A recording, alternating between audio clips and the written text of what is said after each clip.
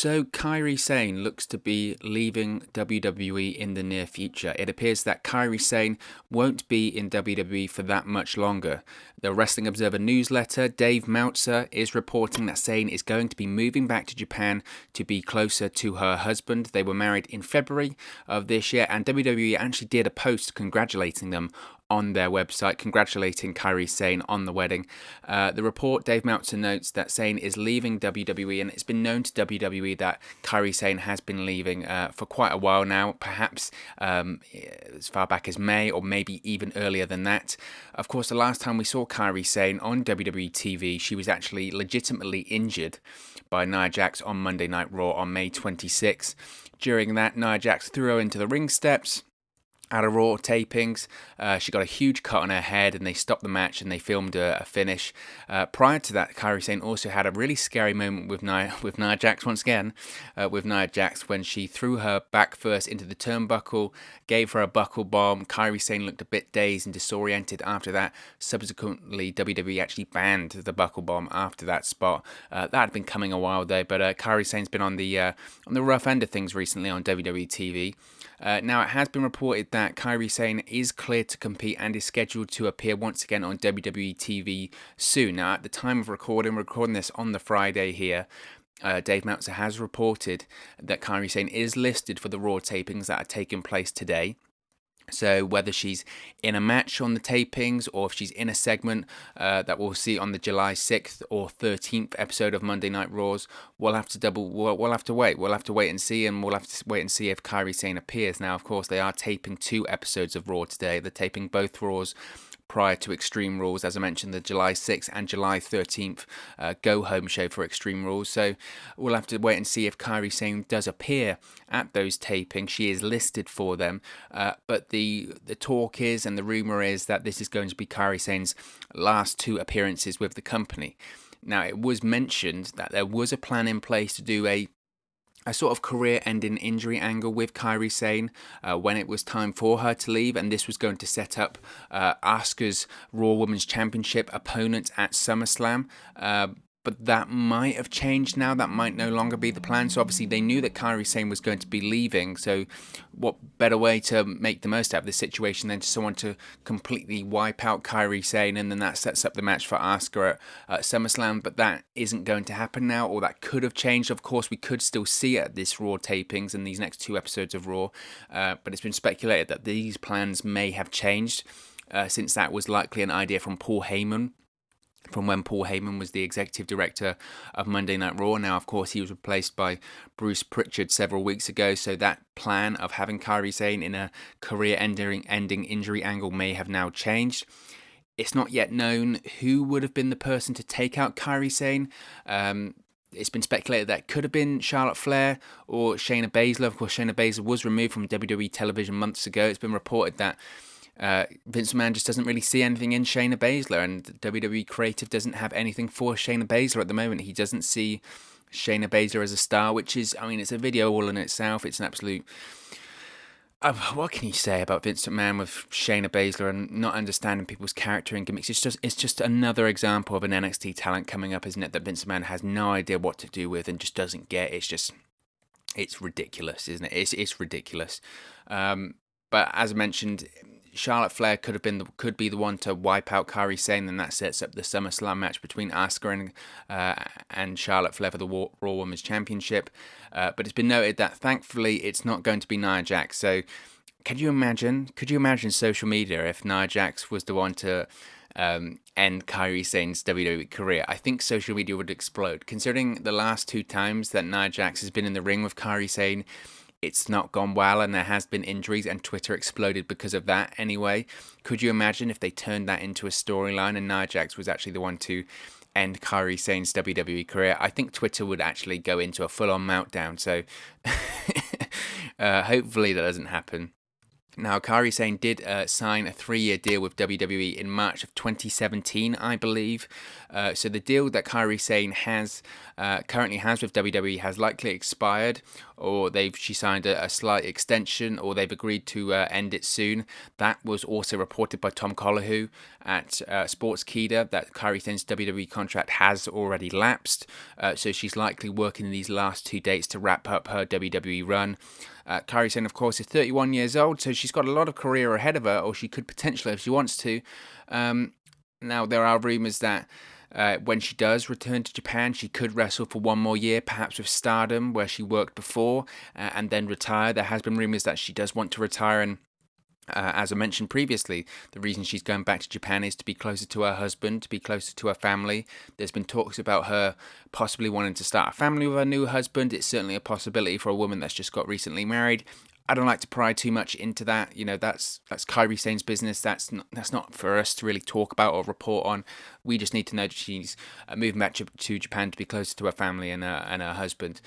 It's a massive shame, obviously. It's a huge shame that her WWE run is ending on a bit of a damp note, to be honest. But I don't blame her. She wants to be with her husband, and she wants to be closer to her family. Given the current global situation that we're in at the moment, I don't blame her at all. And realistically, from a WWE point of view and from a professional wrestling point of view, there's nothing here making her stay, is there, from WWE? What are WWE offering Kairi Sane that could really tempt her to stay? Nothing. And it's, again, I mentioned Shayna Baszler earlier, and you know, the great success in NXT and great excitement for the talent to be on Raw and SmackDown, to be on the big stage, and then once they get to the big stage, they get called up too quickly. Not that there's anything wrong with the talent, but more that creatively just doesn't have anything there for them. They need to fix this problem, WWE. They really need to fix this problem of calling up people with nothing in place for them, and then they're just there treading water on the main roster for so long that the shine rubs off. Vince McMahon loses interest because they're not doing anything, which is such an oxymoron, because the reason they're not doing anything is because you're not giving them anything. It's just ridiculous, isn't it? That whole idea and narrative by Vince McMahon there is just ridiculous. She was great in NXT, Kairi Sane. Absolutely tremendous in NXT. Obviously, a former NXT Women's Champion. She was the winner of the Mae Young Classic. She defeated Shayna Baszler in the finals of the Mae Young Classic. And then they would go on to have a great feud in NXT also over the NXT Women's Championship. Her finish, the insane elbow, that flying elbow drop, it probably is the best elbow in the business right now, male or female. Just tremendous elbow. It looks great, just looks absolutely brutal. She had great matches in NXT, great angles when she had those involvements with Io Shirai as well. And then once again, she gets called up, goes to SmackDown. She gets partnered with Asuka, and for the longest time, once she got called up originally, they did nothing. They just did nothing. They had Paige as their manager for a while, but it was just so flat. For the longest time, they didn't even give the Kabuki Warriors, which they took a while to even come up with that name, by the way. But for the longest time, they didn't even give Kairi Sane and Asuka, a separate entrance or anything like that, or team entrance. They just sort of merged together Asuka and Kairi Sane's theme music, and that was it. And they still had the exact same gimmicks that they had prior. It just felt so mashed together and so, let's just put these two together. They did nothing. Like I said, they had Paige as their manager for a bit. It was just so flat. It was so flat for the longest time. They did nothing of real purpose for the longest time, and then until obviously they won the Women's Tag Team Championships at Hell in a Cell last year. Probably one of the better things on that show with the Becky Lynch and Sasha Banks Hell in a Cell match. Let's not go on about The Fiend versus Seth Rollins again. I've just got over that one. But after they turned heel, and you had Asuka with the green mist and Kairi being over the top and screaming during her matches, the Kabuki Warriors, they started to work. They were great. Which, to be honest, that whole heel turn and the Kabuki Warriors and getting over on TV has kind of seen the rise of Asuka on WWE TV, right? It was really the launch pad for Asuka getting over in the eyes of the most important man in WWE, and that being Vince McMahon. But even during the tag team run with the Kabuki Warriors, it was more, in my opinion, about Asuka getting over as opposed to Kairi Sane. Kairi Sane, if they did jobs, Kairi Sane did the jobs. And ever since January, when Asuka faced Becky Lynch at the Royal Rumble, and they had that feud over the Raw Women's Championship of Becky Lynch trying to get her win back and against Asuka and trying to finally defeat her, it's been more focused on Asuka, and Kairi Sane has been more of a background figure. In some cases, it kind of felt like they were no longer a tag team, and Kairi Sane was more of a manager or more of a hype person to Asuka as opposed to a tag team partner. And I think that was the detriment to Kairi Sane. Now, I mentioned earlier that Kairi Sane has informed WWE for quite a while now that she is intending to go back to Japan and is leaving to go back to Japan. So maybe that's why. Why would you really elevate someone and push them if you know that they're going to be leaving? I don't blame WWE for that point. But I think prior to that, if you'd have booked Kairi Sane better, you could have made that decision for her a little bit more difficult and kept a female superstar that is really one of the best female wrestlers in the world.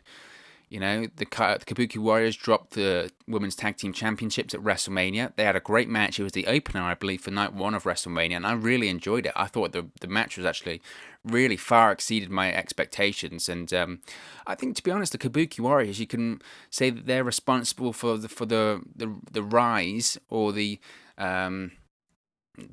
how much better the Women's Tag Team Championships have got. You know, Bayley and Sasha Banks were the first tag team champions. They didn't even hold it long enough for it to really mean anything. Then you had the Iconics, who did nothing for the longest time. Alexa Bliss and Nikki Cross were okay, but once the Kabuki Warriors won the titles, they started to defend it more and more. They felt like more important. They had a couple of appearances on SmackDown. The majority of the time was on Raw, but I would really say they kick-started this renaissance we've seen of the women's tag team titles, whereby now you've got Sasha Banks and Bayley as the champions, and they really do start to mean something. They're appearing on every show. I think the Kabuki Warriors can be seen as the kickstart to that. I really do. So again, that's testament to how good the Kabuki Warriors were as a tag team eventually, after the longest time not doing anything. But ever since they dropped the titles at WrestleMania, the Kabuki Warriors, it's just been really Asuka more as a singles, and Asuka's been the one. Look, Asuka in the empty arena shows, the empty arena era in the WWE Performance Center, I've said numerous times, I thought was the MVP of those shows. I thought there was no one better in the ring, no one more entertaining in promos, in backstage segments, on commentary sometimes than Asuka. She was just that good. The issue there being, once Asuka became more and more of a single star, moved back out of the tag team role, it's just been Kairi Sane really supporting her, losing her matches and getting nearly killed by Nia Jax twice. They say cats have 9 lives. I'll get there eventually. Kairi Sane probably has about 7 or 6 left. If she has to step in the ring any more times with Nia Jax, it might be over for good. Really good. That was a good punchline for me there. Absolutely nailed it, didn't I? Absolutely nailed it. So it sucks because she could have been so much more, and she should have been so much more. But unfortunately, when Vince McMahon makes his mind up, that's it. Unfortunately, look at Shayna Baszler right now. Look at how many names do we have to name from NXT that have come up and done absolutely nothing, or Vince McMahon has given up on quickly. EC3, Ricochet.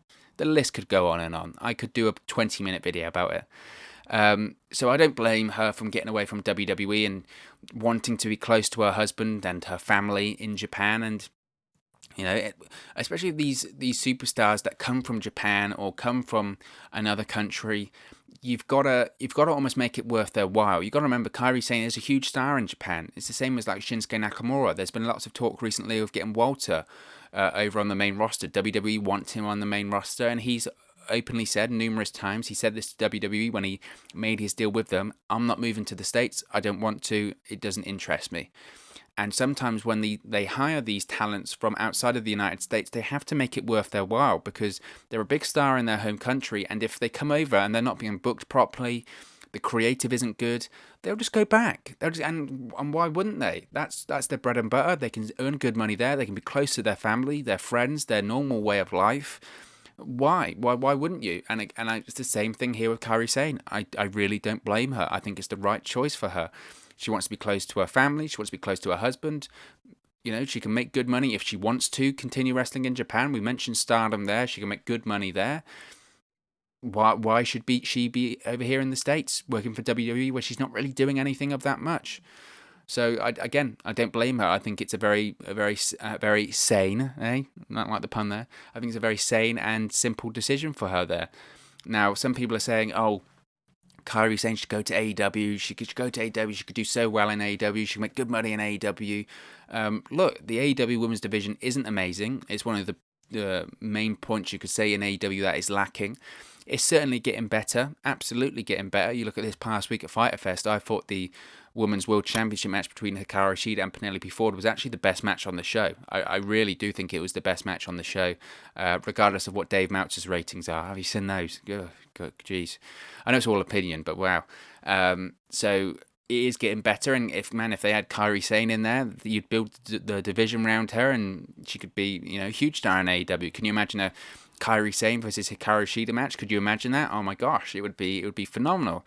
The issue is that I don't think it will happen. I think her mind is set up. She's heading back to Japan. There's nothing really keeping her here, and like I said, that's the way of life. She's got a friend, she's got a family, she's got a husband. She can make good money in Japan. It makes the most sense in the world. It's just a shame that WWE didn't do more with her. But you can look back on her WWE career fondly with that NXT run. That NXT run was great. She won the Mae Young Classic. She won the NXT Women's Championship, a Women's Tag Team Champion. Once the Kabuki Warriors turned heel, they were fun to watch on TV. They had great tag team matches, and they were really, for me, the kickstart of the Women's Tag Team Championships meaning more like they do today. They certainly mean more and are being booked better, and I would say that's down to the start of the Kabuki Warriors once they became tag team champions. So certainly credit to Kairi Sane because of that. But of course, this is just one man's opinion. What is your opinion on Kairi Sane leaving the WWE? How would you like to see her exit managed by WWE? Where do you think she'll go next? Do you think she'll wrestle for Stardom in Japan? Could she possibly work for another company in North America? Let me know in the comment section below. Don't forget to like, share and subscribe to Wrestle News 365. You can do that by clicking the bottom right hand corner of the screen right now, or if you wait a few seconds, there'll be a subscribe button at the end of this video along with another video for you to watch. Be sure to follow us on all of our social media platforms on the screen right now. That's at WrestleNews365 on Facebook and Instagram, and at 365Wrestle on Twitter. Thank you very much for watching, listening, streaming, or however you come across this video today, and I'll speak for you again very, very soon. Hey guys, thank you for watching, listening, streaming, or however you come across this video today. Be sure to click on the video on the right there to watch our next video, or click the bottom there to subscribe, or the bottom right hand corner. Thank you very much, and I'll speak to you again very soon.